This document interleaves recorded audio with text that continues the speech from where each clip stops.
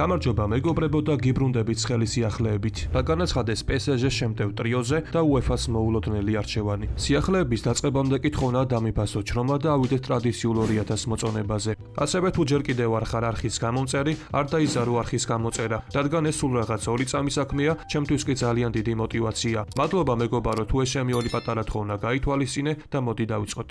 ტორინო შეცდომის გამო ყველაფერი ჩაიშალა. საბა საზონოვის მამამშვილის მომავალზე ისაუბრა. საქართველოს ნაკრების მცველი საბა საზონოვის მამამ ანდრეი საზონოვმა სპორტ 24-დან ინტერვიუს დროს თავისი შვილის მდგომარეობაზე ისაუბრა და განაცხადა, რომ დიდი ალბათობით საბა ზამთრის სატრანსფერო ფანჯარაზე ტორინოს დატოვებს. დიახ, დიდი შანსია, რომ ჩემმა შვილმა გუნდი შეიცვალოს. გასულ ზაფხულს ტორინომ ხეტაპესთან შესანიშნავი შეთავაზება მიიღო, მაგრამ იმის გამო, რომ არასწორი ელექტრონული პოსტის მისამართი გამოიყენეს, ყველაფერი ბოლო წუთს ჩაიშალა. თუ ტორინო სათანადოდ მოიქცევა, დამშვიდობება შედგება. გასულ სატრანსფერო ფანჯარაზე ინტერესი რუსეთის ლიგიდანაც იყო, მაგრამ ჩვენ რუსეთის პრემიერ ლიგაში დაბრუნებას არ განვიხილავთ, განაცხადა ანდრეი საზონოვმა. როგორც ანდრეი საზონოვის კომენტარიდან მოისმინეთ, ხეტაფეში საბას ტრანსფერი ბოლო წუთს ჩაიშალა. ამის მიზეზი კი არასწორი ელექტრონული პოსტის მისამართი გახდა, სადაც ტორინომ საბუთები გააქსავნა. მიმდინარე სეზონში კი ქართველ მცველს ტურინული გუნდის შემადგენლობაში ერთი შეხვედრას არ ჩაუტარებია და ძალიან დიდია იმის შანსი, რომ საზონოვმა ზამთარში კლუბი გამოიცვალოს.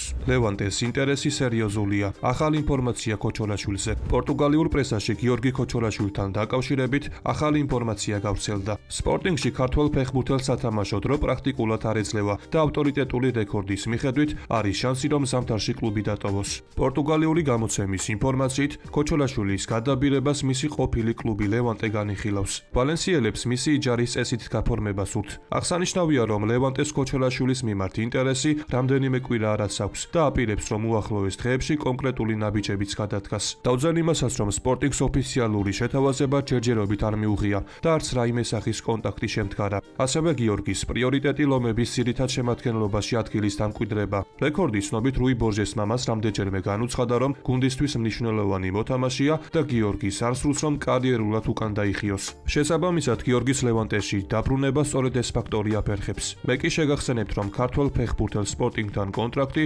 2030 წლის ზაფხულამდე აკავშირებს და ტრანსფერ მარკეტზე მისი საბაზრო ღირებულება 6 მილიონი ევროა. ქოჩოლაშვილი კი ლევანტეს ღირსებას 2020-დან 2025 წლამდე იცავდა. ის კი ვალენსიელებს ლალიგაში დაწინაურებაშიც დაეხმარა. თურქი ჟურნალისტი ზურიკოსა და ტრანსბოსპორზე წერს. ტრანსბოსპორს ზურიკო დავითაშვილის გადაბირებაზე უარი არ უთქვამს და გაუმჯობესებულ შეთავაზებას ამზადებს. ამის შესახებ გამოცემა საბახის ჟურნალისტი იუნუს ემრესელი იტყობინება. ტრანსბოსპორი, რომლის შეთავაზებაც სენტ-ეტიენმა რამდენიმე დღის წინ არასაკმარისად მიიჩნია, ფრანგულ კლუბთან ზურიკო დავითაშვილის საკითხზე კონტაქტის დამყარებას ისევ გეგმავს, აცხადებს თურქი ჟურნალისტი. როგორც ცნობილია, სატრანსფერო ფანჯრის გახსნის შემდეგ მედიამ ზურიკოს სახელი რამდენიმე კლუბს დაუკავშირა. მათ შორის კი იყო ტრანსბოსპორიც, თუმცა თურქული გამოცემები წერდნენ, რომ ეს ორი კლუბი სატრანსფერო თანხაზე ვერ შეთანხმდა. რა თანხას იხდიდა ტრანსბოსპორი ზურიკოს, სანაცვლოდ ეს ჯერჯერობით უცნობია, თუმცა მედიაში ასევე გავრცელდა ინფორმაცია ოლიმპიაკოსის წინადადებაზეც, რომელიც დავითაშვილში 10 მილიონ ევროს და ბონუსების სახით კიდევ 3 მილიონ ევროს იხდიდა, რამაც მწვანეები არ დააკმაყოფილა. ამის შემდეგ კი ფრანგულმა ლიათის სპორტმა დაწერა, რომ ზურიკო დავითაშვილმა სენტ-ეტიენის ხელმძღვანელობასთან ისაუბრა და აცნობა, რომ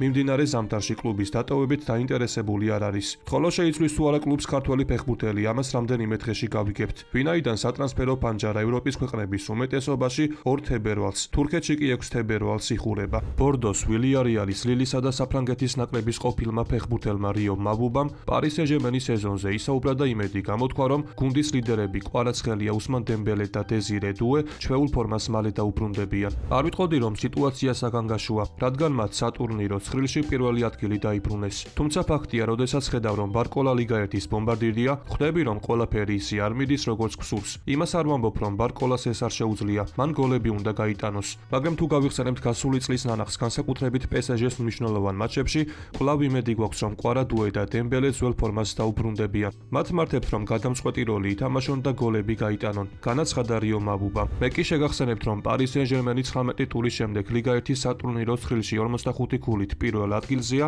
და მეორე პოზიციაზე მყოფ ლანს 2 ქულით უსწრებს. ჩემპიონთა ლიგის ჯგუფურ ფაზაში კი პარიზელები 13 ქულით მე-6 საფეხურზე იმყოფებიან. ლუის ენრიკეს გუნდი კი მომდევნო შეხვედრას სწორედ ჩემპიონთა ლიგაზე 28 იანვარს სტუმრად ნიუკასლის წინააღმდეგ გამართავს.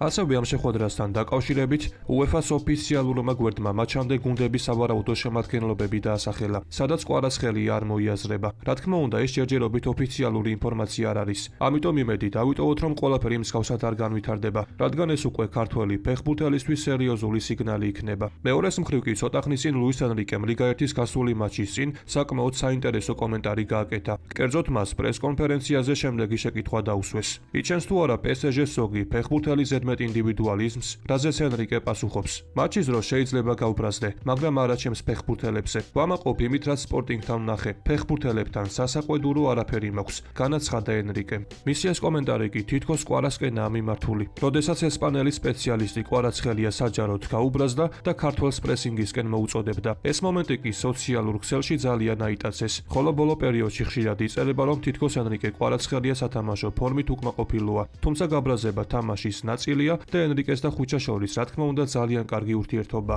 ლივერპული ჩაბი ალონსოს დაუკავშირდა. ეყოლება თუ არა მამარდას ახალი მწვრთნელი. რა მოხდა რეალში მწვრთნელის შეცვლის შემდეგ? მადრიდის რეალში ატმოსფერო მას შემდეგ გაუმჯობეს და რაც ჩაბი ალონსომ მთავარი მწვრთნელის პოსტი დატოვა და მის ნაცვლად ალვარო არბელოა დაინიშნა. შაბათს მადრიდულმა კლუბმა ლა ლიგის 21-ე ტურში ვილიარეალი ანგარიში 2-0 დაამარცხა. ამ თამაშის წინ კი ალონსოს ყოფილი შტაბის წყაროებმა ზე ატლეტიკს განუცხადეს, რომ მათი აზრით რეალში ვითარება ახლა გაუმჯობესებას დაიწყებს, რადგან ფეხბურთელებს მოუნდებათ რეაგირება მოახდინონ მათ მიმართ გამოთქმულ კრიტიკაზე.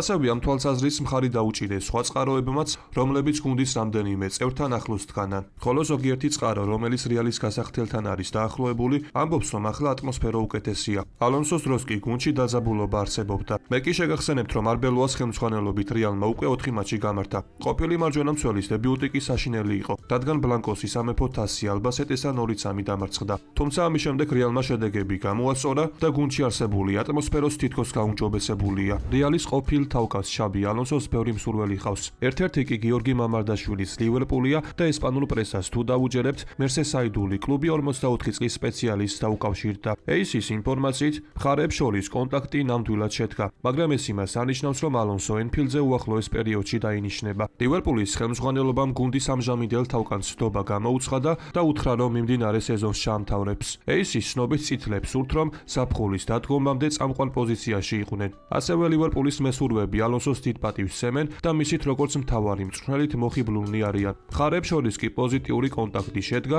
და პირველი ნაბიჯები შეგვიძლია დადებითად შევაფასოთ. შესაბამისად, დიდია შანსი, რომ მამარდა სულ მალე ახალი მწვრთნელი ჰყავდეს და ვნახოთ როგორი ხედვა ექნება ჩაბის კლუბში და მოიაზრებს თუ არა ქართველს პირველ ნომრად.